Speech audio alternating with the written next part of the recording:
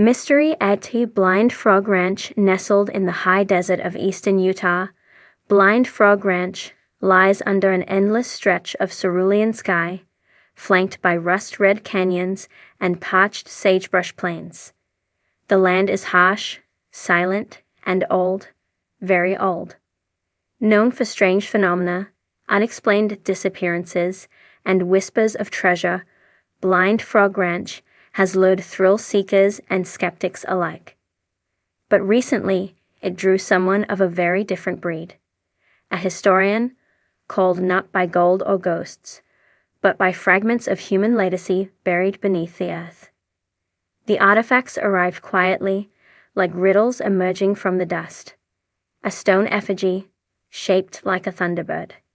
A bundle of arrowheads, knapped with a skill unseen in centuries. Bits of pottery, too smooth, too symmetrical, seemingly impervious to time. A carved pendant of turquoise, encased in mud and mystery. Ranch owner Duane Ollinger, accustomed to geological oddities and metallic anomalies, was unsure what to make of them.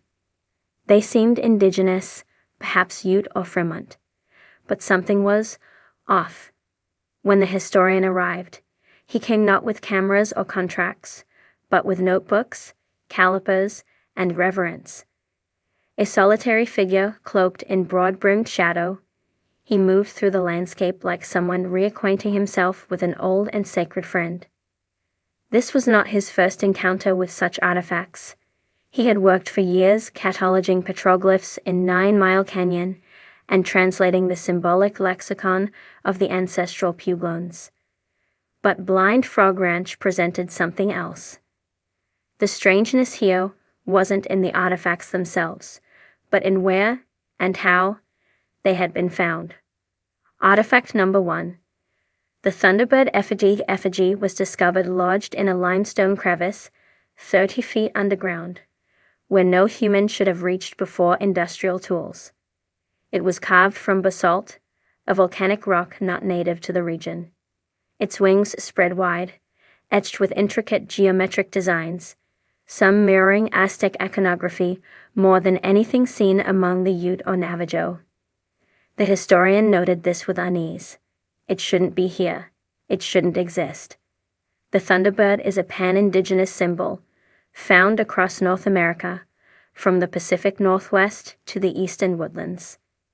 Often associated with storms, power, and spiritual transformation, it appears in oral histories as a harbinger of change.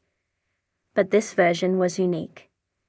Stylized feathers curled like serpents, eyes set with obsidian, and beneath the wings, glyphs that did not belong to any known writing system. They were similar, tantalizingly so, to those found on petroglyphs near San Rafael Swell, where local lore speaks of a sky people descending during eclipses. The historian sketched them, comparing each stroke to decades of research. These weren't messages, they were coordinates, celestial markers. Whoever carved this effigy was mapping the sky. Artifact number 2. The arrowheads were pristine, obsidian, quartz, and chert. Each was shaped with a craftsmanship that suggested ritual use, not hunting. Some bore notches that aligned perfectly with the solstices, like miniature sundials. Others showed residue of an unknown black resin. One in particular stunned the historian, an arrowhead made of translucent green glass, shaped in a spiral rather than a point. It refracted light into concentric rings. Natural glass, like obsidian, is sharp and brittle. This, however, felt synthetic. He speculated on fulgurites, glass formed by lightning striking sand. But this had none of the chaotic structure of natural fulgurite. It was engineered. He consulted local tribal elders, who confirmed the artifacts were unlike anything seen in traditional Ute craftsmanship. Yet they echoed stories passed down through generations, of a place where the land eats itself, where thunder speaks from below, and time slips sideways. Blind Frog Ranch, they said, was not cursed. It was watching. Artifact number 3.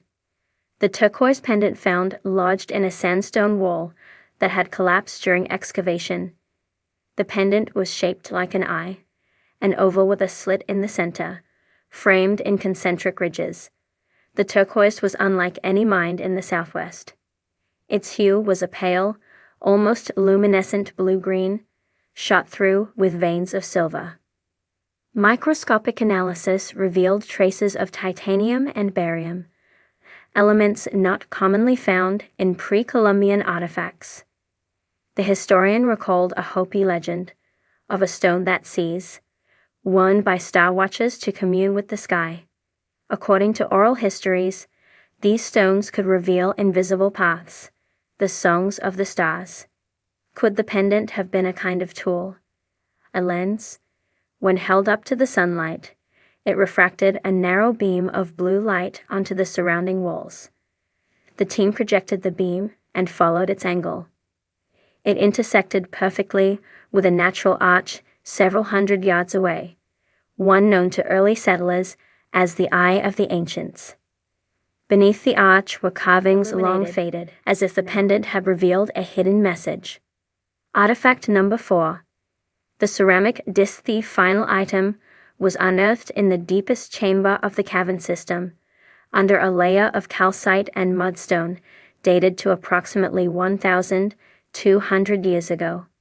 A circular ceramic disc, 12 inches wide, covered in raised concentric circles and dots. At first glance, it resembled a calendar. But when placed under UV light, the historian saw embedded luminescent patterns, phosphorescent pigments that reacted only to certain frequencies. He compared the disc to the Mayan Solcan calendar, to the medicine wheel, to the Aztec sunstone. None matched. Then he overlaid the pattern with a modern star chart. The result was chilling. The disc mapped a section of sky as it would have appeared over Utah roughly 10,000 years ago. Before the Clovis, before agriculture, before history, the historian posited a radical theory. What if the people who made these artifacts weren't indigenous in the conventional sense, not descendants of Siberian migrants, but part of a much older, lost culture?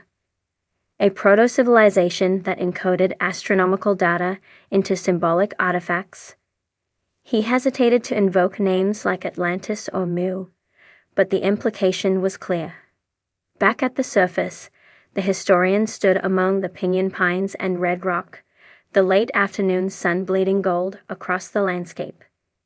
The silence of Blind Frog Ranch pressed in, not threatening, but heavy, as if waiting. Each artifact whispered a different truth, but together they shouted a single question. Who were the people who lived here before history began? He drafted a preliminary report, careful with his language. The academic world did not welcome conjecture. But even the cautious wording couldn't hide the urgency of his findings. These artifacts were authentic, unplaceable, and astronomically significant. They did not rewrite history, but they tore holes in its edges. Privately, the historian wondered about the implications. If ancient people mapped the sky with such precision, before written language, before metallurgy, what else had they known? The land itself might be encoded. Could the strange electromagnetic readings at Blind Frog Ranch be part of a greater pattern? Were the anomalies signs of something deeper, a network of consciousness connecting geography and myth? His nights grew restless. He began to dream of spirals in the earth, of thunderbirds taking flight over dark mesas, of ancient voices humming through the rocks. The artifacts had awakened something, not just in the land, but in him. As if by touching the past had touched back. The Discovery Channel crew returned weeks later, eager for footage and sound bites. But the historian offered no flashy conclusions. Instead, he stood beside the thunderbird effigy and ran his fingers along its carved feathers, tracing the curvature with reverence. He said little, but his silence spoke volumes. This was not a hoax, not a treasure hunt. It was a message, one long buried beneath strata of stone and skepticism. And only now, in a remote canyon where frogs blink from mineral springs and the ground hums with secrets, was it beginning to be heard. The mystery at Blind Frog Ranch endures, but the historian knows something has shifted. The land is remembering.